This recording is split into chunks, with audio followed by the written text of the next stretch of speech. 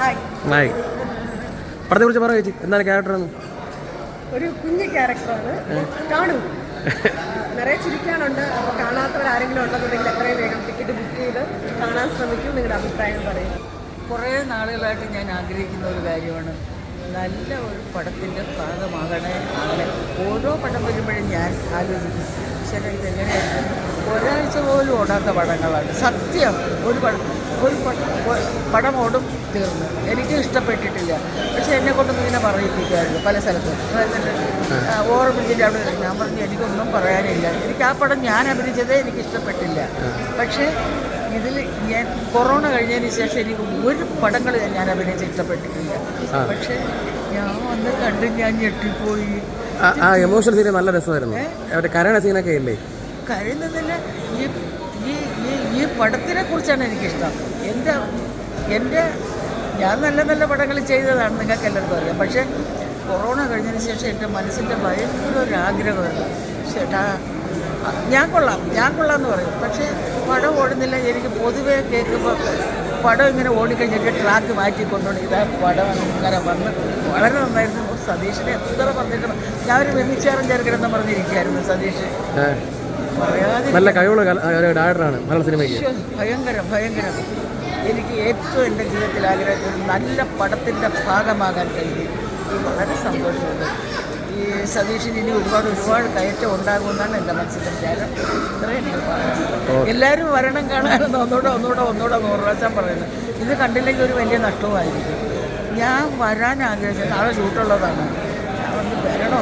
അപ്പോൾ അവർ കാറും വരാം എന്ന് വിചാരിച്ച് വന്നതാണ്. എന്തായാലും എനിക്ക് ഭയങ്കര സന്തോഷം. കണ്ടപ്പോൾ മനസ്സ് നിറഞ്ഞ് എനിക്ക് ജനങ്ങളോട് പറയാൻ ഇതേ ഉള്ളൂ, ഈ പടം കണ്ടില്ലെങ്കിൽ വലിയ ഒരു നഷ്ടമായിരിക്കും. ഞാൻ ഒരു പടത്തിനെക്കുറിച്ച് ഇങ്ങനെ പറഞ്ഞിട്ടില്ല. പണ്ടുള്ള പടമൊക്കെ എനിക്കിഷ്ടം. കൊറോണ കഴിഞ്ഞതിന് ശേഷം എനിക്ക് തൃപ്തമായ ഒരു പടത്തിൽ ഞാൻ അഭിനയിച്ചിട്ടില്ല. ഇതാണ് എൻ്റെ ഈ സന്തോഷമുള്ള ഒരു പടം. ഇതിൽ വലിയ വാക്ക് വേറെ കിട്ടാല്ല സിനിമയ്ക്ക്. എങ്ങനെ ഇതിൽ വലിയ പോസിറ്റീവ് വേറെ കിട്ടാല്ല സിനിമയ്ക്ക്. ഇതിനേക്കാൾ എന്താണ് പോസിറ്റീവ് വരെ? എന്താ പറയുന്നത്, വളരെ മനോഹരമായിരിക്കും. Okay, thank you. ഹായ്, എൻ്റെ പേര് അമൃത മനോജ്. ഞാൻ ഇന്നസെൻ്റ് എന്ന് പറയുന്ന മൂവിയിലൊരു ചെറിയ വേഷം ചെയ്തിട്ടുണ്ട്. നല്ലൊരു എക്സ്പീരിയൻസ് ആയിരുന്നു. നല്ലൊരു കാസ്റ്റും നല്ല ക്രൂ മെമ്പേഴ്സൊക്കെ ആയിരുന്നു. നന്നായിട്ട് ജെൽ ചെയ്യാൻ പറ്റിയ ഒരു ടീമായിരുന്നു. ഫസ്റ്റ് മൂവിയിൽ നല്ലൊരു ഓപ്പർച്യൂണിറ്റി കിട്ടി, നല്ലൊരു സ്പേസ് കിട്ടി. പിന്നെ മൂവിയെ പറ്റി പറഞ്ഞാൽ ആബ്സല്യൂട്ട് ഫാമിലി എൻ്റർടൈനറാണ്. എല്ലാവർക്കും ഇഷ്ടപ്പെടുന്ന, എല്ലാ ഏജ് കാറ്റഗറിക്കും ഇഷ്ടപ്പെടുന്ന ഒരു അടിപൊളി പടമാണ്. എല്ലാവരും പോയി കാണണം. ഒരുപാട് ആർട്ടിസ്റ്റുകളുണ്ട്, ഒരുപാട് പുതിയ ആർട്ടിസ്റ്റുകളുണ്ട്.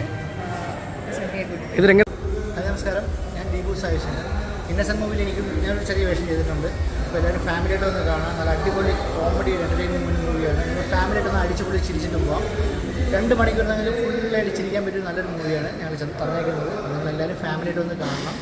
വളരെ എൻ്റർടൈൻമെൻ്റ് ആയിട്ടുള്ളൊരു ക്രൂവിൻ്റെ കൂടെയാണ് വർക്ക് ചെയ്തത്. അപ്പോൾ അതുകൊണ്ട് നമുക്കും അറിയാം ആ സിനിമ എന്താണെന്ന് അറിയാം.